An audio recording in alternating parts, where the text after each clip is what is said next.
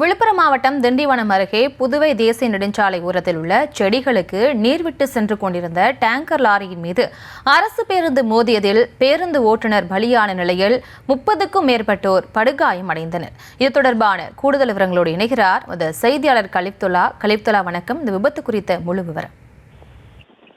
வணக்கம் பிரியங்கா. புதுவையிலிருந்து அரசு சொகுசு பேருந்து ஒன்று திண்டிவனம் நோக்கி அதிவேகமாக சென்று கொண்டிருந்தது. அப்போது புதுவை மற்றும் திருச்சி தேசிய நெடுஞ்சாலையில் ஓமந்தூர் அருகே நெடுஞ்சாலையில் உள்ள பூச்செடிகளுக்கும் மற்றும் செடிகளுக்கு தண்ணீர் ஊற்றி கொண்டிருந்த டேங்கர் லாரி மீது எதிர்பாராத விதமாக அதிவேகமாக வந்த அரசு சொகுசு பேருந்து மோதி விபத்துக்குள்ளானது. இந்த விபத்தில் அரசு பேருந்து ஓட்டுநர் சம்பவ இடத்திலே உயிரிழந்தார்.